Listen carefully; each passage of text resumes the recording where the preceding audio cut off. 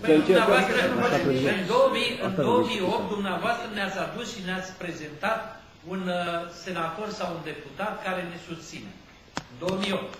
În 2009, iarăși aveați relații și ne-ați prezentat o doamnă vicepreședintă, să o punem, care are niște legături la... Acum spuneți că nu s-a făcut. Deci nu v-am prezentat o doamnă care are niște legături la, era primul consilier al Ministerului Culturii, da? Și în momentul în care doamna respectivă a venit, noi am avut deja o implicare în relația cu Ministerul Culturii, prin federație, pentru îmbunătățirea contract colectiv pe ramură. Deci nu sunt promisiuni, acum înțeleg unde bateți, nu sunt niște promisiuni fără acoperire. A luat notă de declarația aceasta și declarația aceasta va fi trecută în procesul verbal. Da? Deci rugămintea mea și dorința mea este ca fiecare dintre noi să implice ca să putem avea succes în demersurile pe care le avem. Așa să vii să cer socoteală fără să faci nimic este ușor. Eu cel puțin îmi asum responsabilitatea faptului că în ceea ce s-a realizat, cât s-a realizat, puțin sau mult, am un aport. Dacă alți colegi doresc să facă mai mult, nu e nicio problemă. Da? Bun. Aș merge, pentru că iarăși am întrerupt, aș merge să... Poftiți? În ce costă implicarea? O să vă spun la momentul oportun. Deja am început să vă spun când am creat departamentele. Deci fiecare departament trebuie să aibă o poziție care va trebui susținută de biroul executiv. Datorită faptului că ați reușit abia în 2 ani să strângeți cât suntem aici câteva zeci de oameni, ar trebui să fi spus de la început că acest sindicat are o conducere interimară, pentru că știm și noi cum v-ați ales, cum ați ajuns ca, așa zis, funcție. Vă dau o soluție, am înțeles. Așa, adică asta puteam să o facem și am noi înțeles. în decembrie. Există varianta conform statutului, am înțeles. Nu trebuie să spunem. Există varianta ca... că se fac o dată la 4 ani, că nu știu ce. Alegerile? Da. Păi așa scrie statut. Asta e altceva. Deci puteți să faceți modificare de statut. Trebuia să spuneți de la început, discutăm interimar, adică nu e nimeni bătut în cuie și încă nu sunt făcute alegeri pentru conducerea asta este sindicatului. absolut corect. Dacă vă citesc, doar trebuia să vă prezentați față de alte persoane care nu vă cunosc activitatea. Dacă vă citesc hotărârile, stați o secundă, dacă vă citesc hotărârile, o să vedeți că scrie pe hotărâri interimar. Da? Deci lucrurile sunt definite în felul acesta. Da, dar nu știe toată lumea treaba. Păi dacă nu mă lăsați să citesc, să vă spun ce hotărâri... Da, dar de la început, că așa e ordinea. Adică întâi să prezentăm ce suntem, cum suntem. Bun, stimate coleg, în situația, până una și alta, sunt președinte, eu hotărăsc cu îngăduința dumneavoastră care este desfășurarea lucrărilor. Când va fi un alt președinte, va hotărî dânsul la rândul lui. Eu revin la ceea ce aveam ca intenție, la articolele pe care dorim să le modificăm în cadrul statutului. Și v-am dat citirea articolului 20 cu reprezentarea și vă citesc acum propunerile de modificare. Deci, adunarea generală este organul suprem de conducere al sindicatului, ea este alcătuită din membrii sindicatului și s-au delegați permanenți ai membrilor de sindicat. Numărul de reprezentanți va fi stabilit în fiecare grupă sindicală pe baza normei de reprezentare de un delegat permanent la 20 de membri de sindicat plătitori, luând în calcul cotizația plătită lunar în perioada scursă de la precedența adunare generală. Aceasta este propunerea pe care v-am făcut-o. Deci e vorba de clarificarea statutului de delegat permanent. Cine este pentru această propunere, vă rog să votați. Cine este împotrivă, chestorii, vă rog să fiți atenți. Dacă se abține cineva, bun.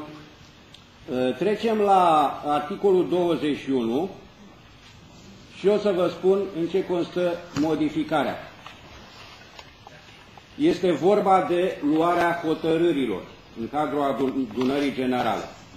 Deci, articolul 20 și 1, adunarea generală se întrunește anual în ședințe ordinare și ori de câte ori este nevoie în ședințe extraordinare. Ședințele sunt statutar întrunite în prezența a jumătate plus 1 din numărul membrilor prezenți și sau, conform articolul 20, de reprezentați conform articolului 20. Articolul 2, în cazul în care nu se întrunește quorumul de prezență prevăzut la aliniatul 1, în termen de cel mult 20 de zile se convoacă noua adunare generală care lucrează și adoptă hotărâri opozabile tuturor membrilor de sindicat. Conținutul propus actual este următorul. Adunarea generală se întrunește anual în ședințe ordinare ori de câte ori este nevoie, în ședințe extraordinare. Ședințele sunt statutar întrunite în prezența a cel puțin jumătate plus 1 din membrii prezenți și sau delegați permanenți conform articolul 20/2.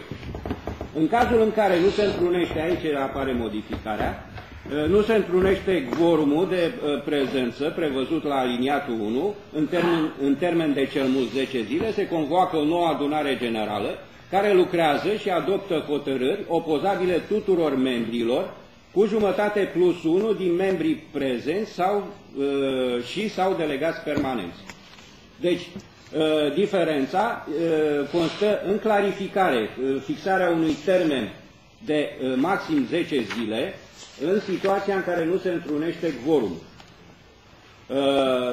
Dacă aveți observații pe această propunere, dacă vi se pare corectă, dacă nu, dacă da, trecem la votare. Aveți vreo observație? Vă rog. Am putea să-l programăm de 2 ori pe an? N-ar fi prea puțin o dată pe an? Adunarea generală hotărăște. Deci, propunerea inițială, am înțeles ce a spus.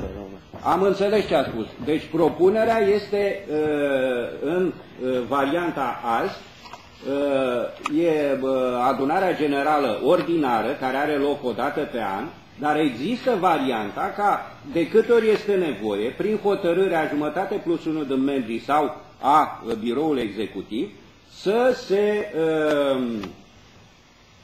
întrunească adunarea generală în adunare generală extraordinară. Deci există varianta posibilă de întrunire pe câte ori este nevoie.